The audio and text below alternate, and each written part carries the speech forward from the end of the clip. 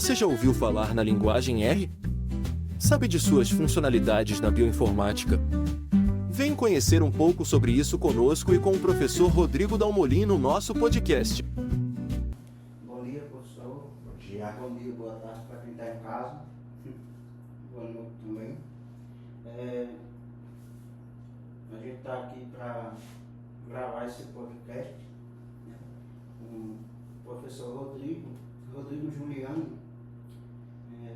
Ele é graduado em Ciências Biológicas, ele é mestre em Ciências Biológicas e Bioquímica, e é um prazer ter o senhor aqui conosco, né? E vou passar a palavra para o senhor se apresentar um pouquinho para quem está. Perfeito. Obrigado, gente. Muito obrigado pelo convite aqui para participar com vocês, falar um pouquinho da disciplina, né? Acho que é super importante para os outros colegas entenderem como é que funciona a nossa disciplina. Bem, como a gente estava falando, né? Meu nome é Rodrigo Dalmolin, eu sou biólogo de formação, sou professor do departamento de bioquímica, mas fico aqui dentro da bioinformática, sempre, desde que começou a bioinformática em 2016, eu faço parte aqui do Biome, né? E sou mestre e doutor em bioquímica de formação e trabalhei até o início, até o meu mestrado, trabalhei com biologia experimental, trabalhava com bioquímica clássica, e do meu mestrado, no meio do meu mestrado até o meu doutorado em diante, que eu comecei a trabalhar com a parte de biologia de sistemas e bioinformática. Sou professor aqui da universidade desde 2014, então estou há 10 anos aqui na universidade, como eu falei, dentro do departamento de bioquímica, lotado no departamento de bioquímica, mas trabalhando aqui dentro da bioinformática. Olha aí, pessoal, para vocês verem como ele é um cara, como diz a palavra, foda, né? Assim, na formação acadêmica é bem vasta, né? E eu queria trazer agora um ponto, como nós somos do setor de TI, né? De bacharelado, o que é que o senhor pode nos dizer sobre a linguagem R, né? Para que ela serve, qual é a importância dela para o setor de bioquímica, né? Bem, essa linguagem é a minha linguagem, a linguagem que eu mais trabalho, né, que o nosso grupo trabalha, não é a única, obviamente, mas é uma das mais utilizadas na área de bioinformática. Então, como eu falei, eu sou biólogo de formação, então eu não venho da área computacional e não era familiarizado com nenhuma linguagem computacional. E eu me interessei pela área de bioinformática antes de ter conhecimento de qualquer linguagem computacional. Mas, obviamente, para a gente poder trabalhar na área de bioinformática, a gente precisa desenrolar, pelo menos, em alguma linguagem, dependendo do nível. Eu digo que a bioinformática ela é muito ampla, então a gente tem espaço para todo mundo, né? Ela é muito democrática nesse aspecto. Então a gente tem espaço desde o pessoal que é bem da área biológica, até o pessoal que é bastante computacional, o pessoal que vem da matemática, o pessoal que vem da engenharia. Então a gente tem, como é uma área muito ampla, a gente tem espaço de participação de todo mundo. Quando eu comecei a entender um pouco mais de programação, a linguagem que me apareceu foi a linguagem R, que é uma linguagem muito utilizada por bioinformatas, né? E ela é uma linguagem que ela foi desenvolvida em meados dos anos 90, baseado numa linguagem mais antiga, que é uma linguagem chamada S, que é uma linguagem proprietária, e ela foi desenvolvida na Universidade de Auckland por dois pesquisadores, Rosie Haka e Robert Gentleman, e eles eram do departamento de estatística lá da Universidade de Auckland, na Nova Zelândia. Então, o que eles fizeram foi desenvolver uma linguagem voltada para a estatística. Eles eram estatísticos e ela foi voltada para a estatística. E aí, quando se começou a trabalhar com ciência de dados, principalmente dados biológicos, a comunidade se apropriou muito dessa linguagem pela facilidade, pela robustez da linguagem de conseguir trabalhar bem com dados. Uma das grandes vantagens do R, ela é uma linguagem orientada a objeto e é uma linguagem fácil.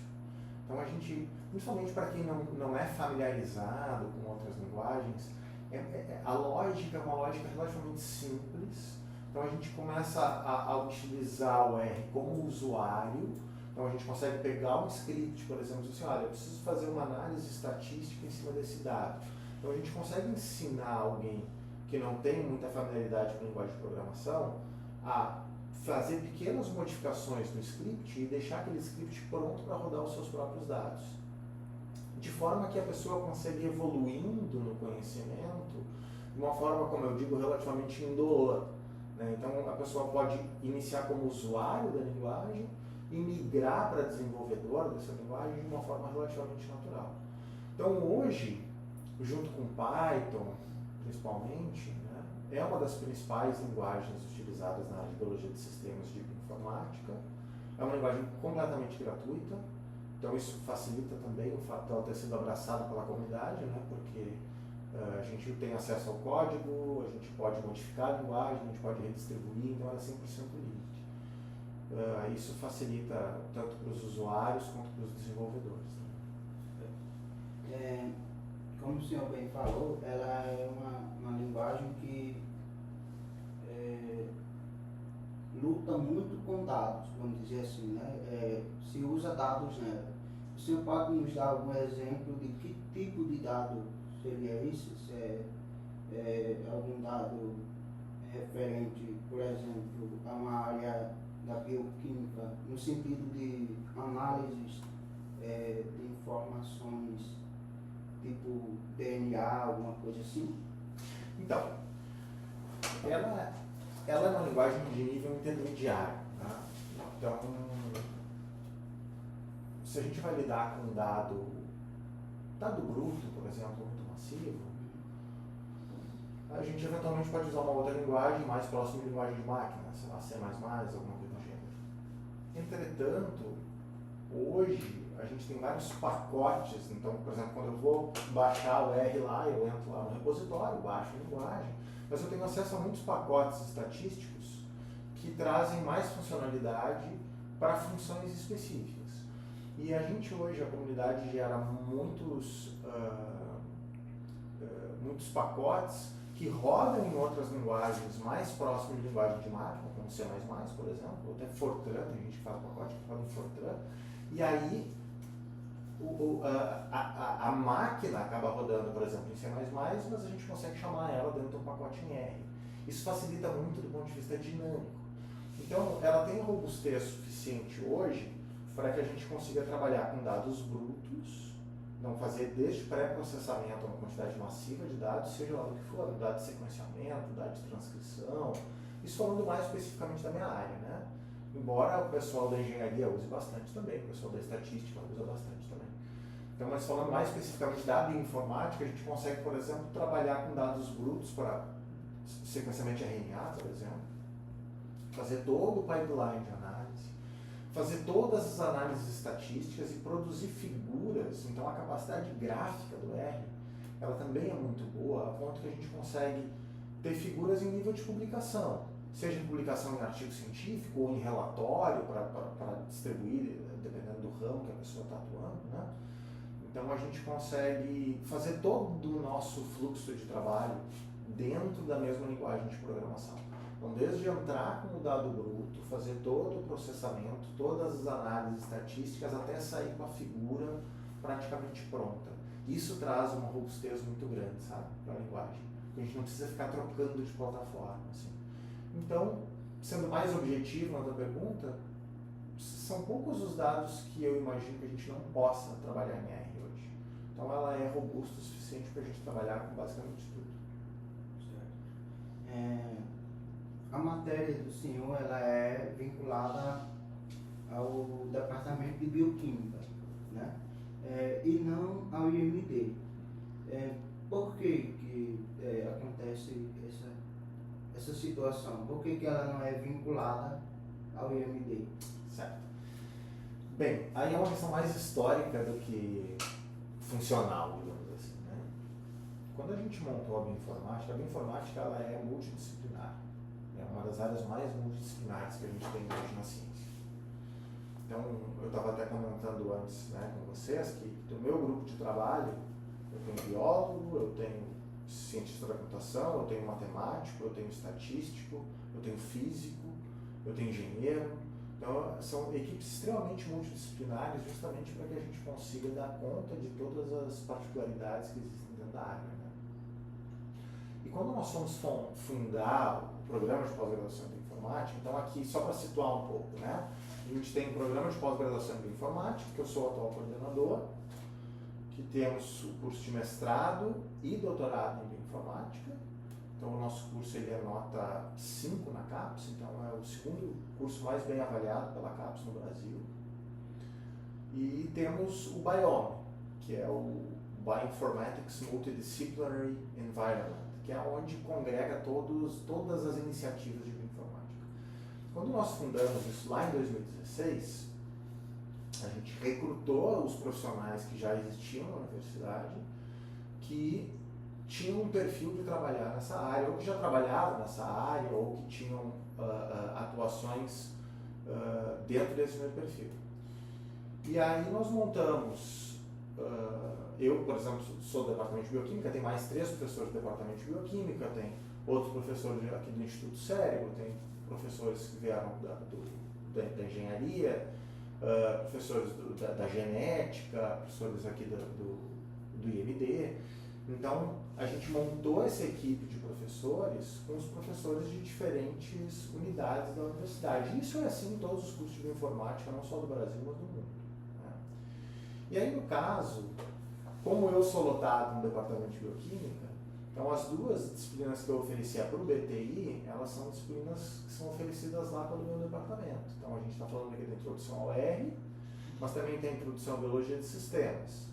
Então, são 2 disciplinas que elas são oferecidas, tanto para o BTI quanto para qualquer outro curso que tiver interesse. Então, a gente tem muita gente da biologia, muita gente da biomedicina, em especial biomedicina, BTI e biologia também.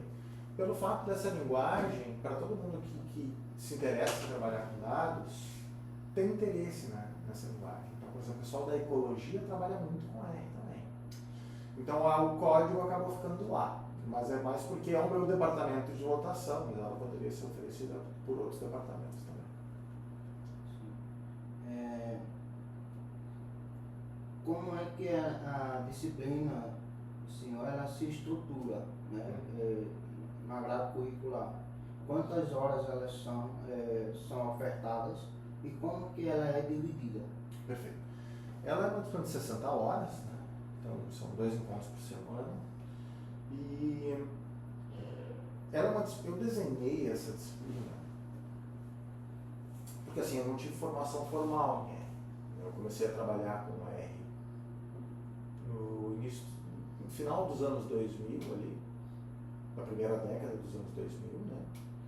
E eu não tive formação formal. Então eu fui aprendendo e veja bem, nessa época era um pouco diferente. A gente tinha, embora não seja tanto tempo assim, mas não tinha tanta facilidade como a gente tem hoje de informação, né? Então, quando eu fui montar essa disciplina, eu fui aprendendo na medida que eu tinha que ir fazendo as coisas, e via uma coisa aqui, lia alguma coisa ali. E aí, quando eu fui montar a disciplina, aí eu tive que estudar algumas coisas que eu não usava para tentar estruturar ela de uma forma que qualquer pessoa pudesse fazer. Então, o jeito que a gente montou essa disciplina, é uma disciplina que não tem pré-requisitos. Então, eu não espero que o colega que chegue para cursar a disciplina tenha qualquer conhecimento prévio. Se ele tiver, melhor. Mas eu parto do princípio que a pessoa não tem conhecimento, nem linguagem de programação, qualquer coisa que seja. E é muito engraçado, porque as turmas são multidisciplinares, né? Então, as turmas tem gente que vem da biologia e tem gente que vem da computação. Ambos cometem erros, mas os erros são diferentes. O pessoal da biologia às vezes tem muita dificuldade de entender a lógica de programação. Aí vem com uma deficiência mais de algoritmo do que da linguagem, provavelmente dita. E o pessoal que vem da computação, em geral, eles acham soluções muito mais complexas para problemas que são muito mais simples. Então, isso, como eu falei para vocês, uma das vantagens da linguagem é que é uma linguagem muito fácil. Então, às vezes, tem coisas que eu peço o pessoal fazer que é uma linha de código. Às vezes o pessoal que vem da computação bota um for, bota 1001 coisa dentro assim e faz um bloco de código gigantesco. E aí a gente trabalha nessas duas pontas. Uma para tentar mostrar um pouquinho como é que é a lógica de algoritmo para quem não tem isso, e mostrar para o pessoal que já é mais familiarizado com outra linguagem que ela é uma linguagem mais simples, que a gente consegue fazer um código muito mais enxuto e eventualmente até mais eficiente, escrevendo menos coisas. Então, a gente tem as aulas semanais, né? Os encontros tradicionalmente são terça e quinta. Então a gente tem 3 aulas seguidas na terça, das 2 até umas 4h30, 5 mais ou menos. Na quinta-feira, perdão, e na terça-feira a gente tem uma aula só. Essa aula de terça, ela é exclusivamente para fazer exercício. E a avaliação dessa disciplina, ela é semanal. Então não tem prova na disciplina. A gente trabalha um script na quinta-feira, aí eu mostro lá como é que a gente lida com data frame, que é um tipo de objeto.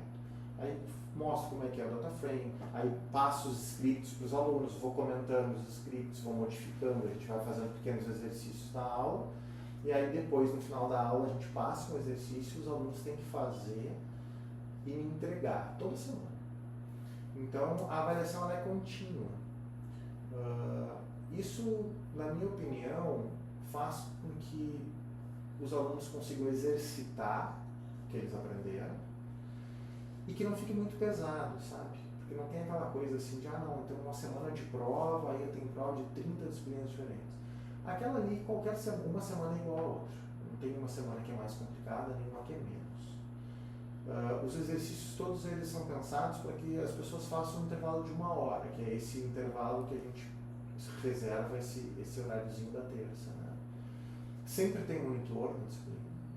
Então ela é ministrada por mim e mais pelo menos 1 a 2 pessoas, para a gente poder ajudar quando o pessoal tem dúvida na hora, né? Principalmente porque os alunos eles têm background diferente. E ela eu não considero ela uma disciplina difícil. Ela não precisa de um nível de dedicação absurdo para conseguir a aprovação. A taxa de reprovação dela é baixa.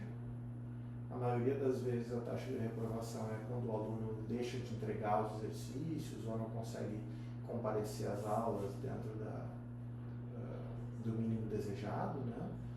Mas para aquele aluno que vem toda semana, nunca teve nenhum caso de aluno que veio toda semana, entregou o exercício e foi reprovado. Nunca houve. Espero que não haja. Essas avaliações que o senhor falou para nós, elas são realizadas em alguma plataforma específica, assim, online, ou ela é realizada no papel? Questionamentos. O que a gente faz? A gente pega o seguinte, imagina lá, eu estou trabalhando um tema lá, sei lá, for loop, por exemplo. Então é uma aula de for. Aí eu vou lá, passo para os alunos um script, né? Eles chegam, eles abrem o script, a aula é 100% prática, né? Então ela é dada aqui no Instituto Cérebro, a gente tem um laboratório aqui com 40 computadores. É um laboratório extremamente confortável, os computadores são excelentes, né? Então o aluno vai, abre o script, ele tem o mesmo script que eu. E aí eu vou explicando em cima do script. Então eu vou trabalhando a linguagem em cima do script. E aí, como eu falei, a gente faz alguns exercícios na hora, diz, agora tentem fazer tal coisa, tentem fazer isso aqui. Quando termina a aula, aí a gente passa um script, que é a tarefa.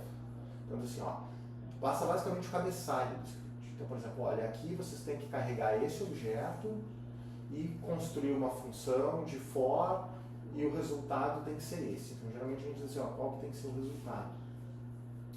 E o que o aluno vai enviar, ele vai fazer em casa, vai fazer aqui, como ele achar melhor. Mas o que o aluno vai enviar vai ser o script respondido. Então, ele carrega ela depois no cigarro, o próprio script com a resolução dele. Aí, na aula subsequente, o primeiro momento da aula é a correção desse script. Então, a gente abre e diz assim, aqui vocês deveriam ter feito isso, vocês deveriam ter feito aquilo, assim, assado. Aí alguém diz assim, eu fiz mais assim, a gente discute um pouquinho mais, e aí começa o conteúdo da próxima aula. Então é uma dinâmica bem tranquila, assim, sabe? É bem tranquila, uma disciplina que não pesa muito. Além do mais, professor, é isso. a gente quer agradecer novamente a participação do senhor, né, no nosso podcast. Quero agradecer também a equipe que está por trás da gravação, o Douglas, o Eric, e a gente espera que com essa gravação os futuros alunos que vêm a ingressar nessa disciplina já venham com uma noção do que já vai encontrar na disciplina e que passe a gostar, né? E dizendo isso, eu queria que o senhor deixasse uma mensagem. Perfeito. Bem, em primeiro lugar, agradeço a iniciativa de vocês e do professor também. Acho que foi muito legal, acho que isso é muito bom. São metodologias que a gente precisa utilizar na nossa mão para que os alunos possam saber, né? Às vezes o pessoal fica muito conversando, assim, e aí, é legal, vale a pena, não, é furada, não vai. Ou não, vale a pena, é fácil, tem isso também, né? Mas é legal porque daí os alunos conseguem, e são poucos que vão vir aqui conversar para saber como é que é a disciplina. Então agora, bem ou mal, eles têm acesso ao meu depoimento sobre o que eu acho da disciplina, né? E eu quero, como recado final, falar para os colegas ficarem atentos na bioinformática. É uma área de ponta, é uma área que tem uma carência gigantesca de profissionais. E essa carência não é só no Brasil e no mundo. Os profissionais que a gente forma aqui são profissionais que têm condição de trabalhar em qualquer lugar do mundo. Então os nossos egressos aqui, eles saem, vão para qualquer lugar e trabalham de igual para igual. Tem tido muito sucesso, não só no Brasil como no exterior. E eu quero me colocar à disposição, se o pessoal quiser vir aqui conhecer, entender um pouquinho mais qual é o tipo de pesquisa que a gente faz, qual é a aplicação. Tem essa minha disciplina, que é a Introdução ao R, que eu vou dar no próximo semestre agora. Um semestre eu dou a Introdução ao R e um eu dou a Introdução à Biologia de Sistemas. E tem outras disciplinas optativas também, tem todo o minor, né, em bioinformática, tem uma grade bastante interessante de disciplinas. Então, para quem tem interesse, vem conversar com a gente, se matricula nas disciplinas, é uma área muito promissora. Não é promissora, é uma realidade, na verdade. E é uma área muito competitiva e a UFRN é muito bem posicionada nessa área que tanto nós temos. Obrigado.